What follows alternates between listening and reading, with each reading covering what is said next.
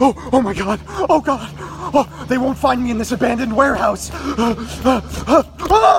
zombie! Wait! Are you playing Orchest? No! Hey everybody, Joseph Rothschild here, aka MBT, back again with another episode of 10-Minute Testing. As all of my astrology admirers know, it's Super Poly season, baby! And we're embracing this spell's time in the spotlight with another deck thick with it. This Balerdrochian brew features Floodgates, Fraulein, and best of all, no Orchest! Presenting Zombies. So here's the list, and it feels good to see a playable rogue deck that isn't stuffed to the gills with a 7-card Galatea tax. As always, I'll give you a background about the archetype, a little bit of a discussion about what I hope the deck can do, and of course, the card by card. So firstly, for those of you that don't know, Zombie is a deck that's been aching for a playable shell for a while now. Well known for its universally underplayed playstarter, uni-zombie, the deck is more than adept at sending Mizuki to the graveyard and using it to revive another zomboy. Unfortunately, for the past several formats, that's kind of been the extent of the deck's posthumous playmaking potential. And since a single rank 4 or 1 Omega isn't going to win the game on its own, it's previously been forced to let out a long, defeated sigh and overcommit to the Orchest combo. While it's seen a very small amount of success doing so, uni-zombie does put 2 monsters on board himself, a couple of critical nombos and a weakness to hand traps means that anyone playing Zombie Orchest is just the orchestrated equivalent to people who post that they're not like other girls. Enter Matt Reitler's list. This build, which recently finished top 16 in Pro Play Games' Philadelphia tournament, eschews the overplayed Orchest engine in order to buddy up with one of the biggest main deck bunguses ever bequeathed unto the player base, Balerdroch.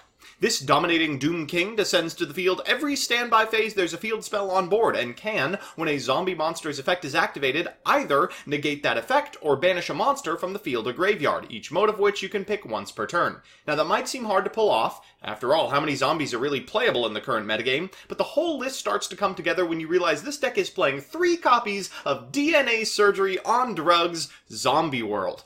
Now, by setting up any board that includes a zombie world on the field and a Balerdroch in the graveyard, you ensure that you're getting a monster negate and a banish attached to a recurring 2800 attack Daddy of Doom, plus whatever additional cards you've opened. If one of those cards is a super polymerization, you can add insult to injury by hand-waving away any misguided attempt to play around Mudragon and fusing any 2 monsters into Dragonecro Nethersoul, a fusion with generic zombie material requirements. So with that, let's get into the card by card.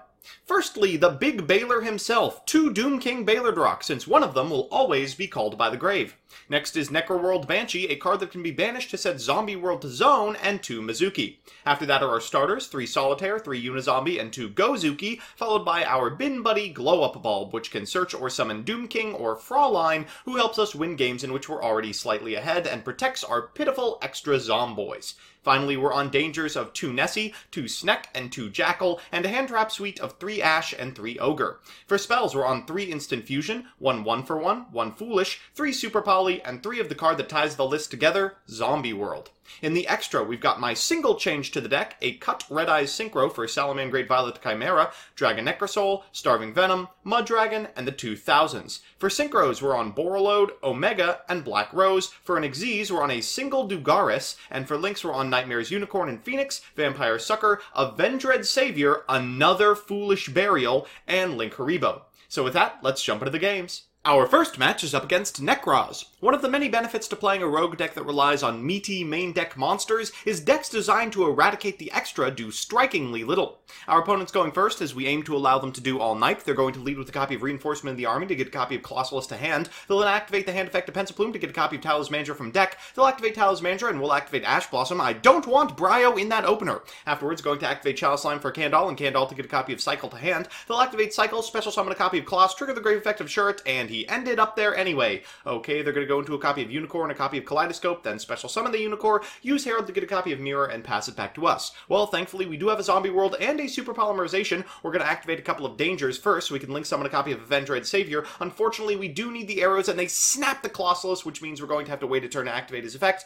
but we do get to clear some monsters here. Thankfully, leaving copies of Incantations on our opponent's side of the field is a net good for us. It locks them from the extra, and of course, prevents them from using the grave effects of their Nekroz spells. We're going to normal summon a copy of Banshee and go into Sucker. We'll go to the battlefield phase and eat a couple of these suckers. Afterwards, we're going to activate the effect of Sucker to bring back the Pensaplume. You can have all the incantations you want as long as they net me draws. We'll pass it back to our opponent, and leaving a card in our hand might not have been the best idea here. They're going to go for a Called by the Grave on our copy of Balerdroch, unfortunate, before going into Bookstone, which they rip off the top, and Talismandra for Trish. Okay, now we have to beat this, but luckily I think we have the resources to do so. They're going to banish some critical cards, but likely miss most of the good ones. We're going to activate Glow Up Bloom's effect, sent off of Avenged Savior, to get us a copy of Balerdroch. It doesn't have an effect, but it does have a lot of attack. We're going to normal summon a copy of uni-zombie, and we're going to use its effect to send a Mizuki. We're going to use Mizuki to bring back Avenged Savior, draw a card, and go to battle phase. We wipe most of our opponent's board here, leaving them with just the dregs. We also get to trigger the effect of Avenged Savior before going into Unicorn and passing.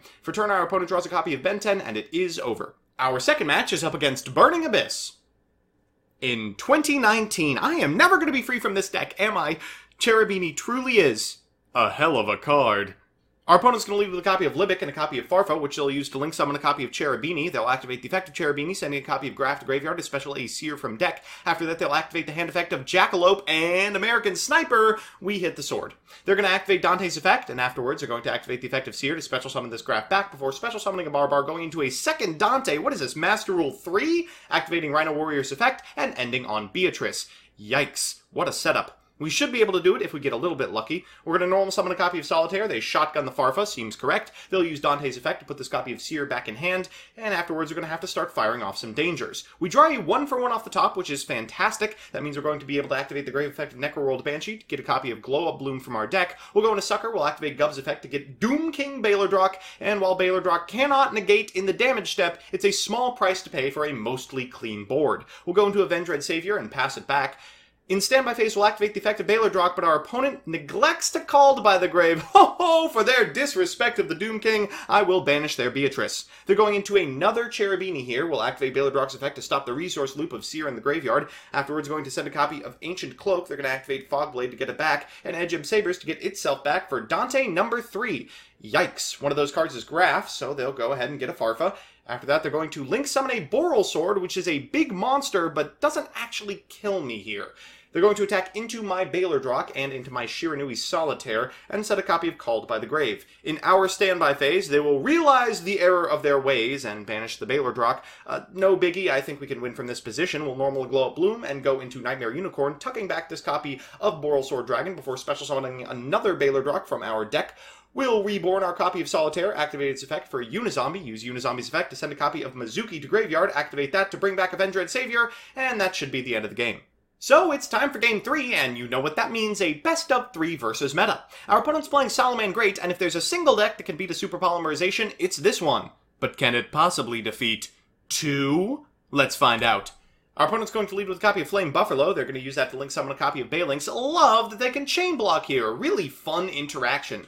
Afterwards, we're going to set this copy of Sanctuary so Foxy can return. They'll special a backup Secretary from hand and overlay for Mirage Stalio, getting a Gazelle from deck. That Gazelle is going to send a copy of Roar. They'll sign up Mining for a copy of Spinny. They'll activate both of its effects before link summoning a copy of Sunlight Wolf. They'll go into a Balinks, triggering the effect of Sunlight Wolf, and using Sunlight Wolf's effect for this copy of Rage, setting 2 and passing. Ho ho! Those traps are going to look very foolish when I eat your board with my Violet Chimera. Our opponent's going to activate the hand effect of Gazelle, giving me just the material I need. 1 second. First, we're going to activate 1-for-1 and Necroworld Banshee's effect, and after we try to resolve the effect of Glow Up Bloom, we're going to prevent our Doom King from being destroyed by chaining Super Polymerization to make a Dragonecro Nether Soul!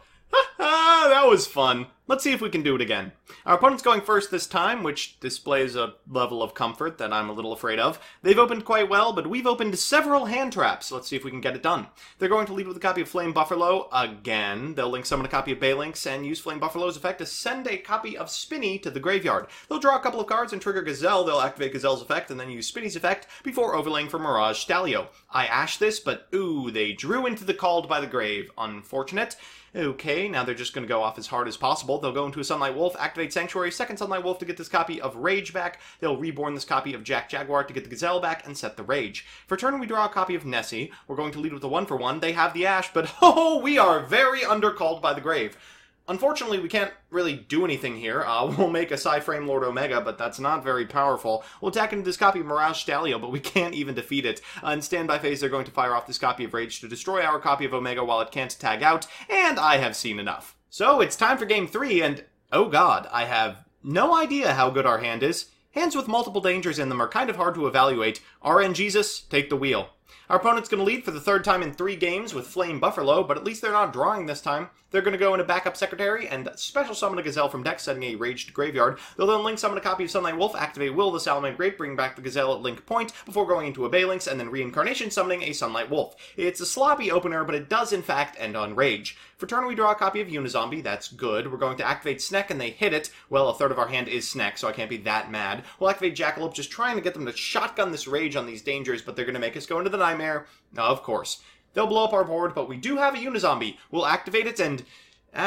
there's the Ash. Okay, we don't have much to do here. We'll Mizuki back this copy of Solitaire before link summoning a Vendread Savior. We will attack into this copy of Sunlight Wolf, special summoning a copy of Fraulein. We're trying to pay our opponent out at this point, I think. If we can get a couple of sweet bins, we might be able to walk away with it. We'll go ahead and set a copy of Zombie World off of a Necro World Banshee that we sent. Our opponent's going to link summon a copy of Sunlight Wolf and then activate Will the Salamangreat, getting back Gazelle, and sending a Roar. That's really, really bad news. They're going to Mirage Stallion for a copy of Jack Jaguar and go to Heat Leo. While it can't shuffle back our Zombie World, Mirage Stallion can shuffle back our Vendread Savior, which we need to bin a copy of Balerdroch.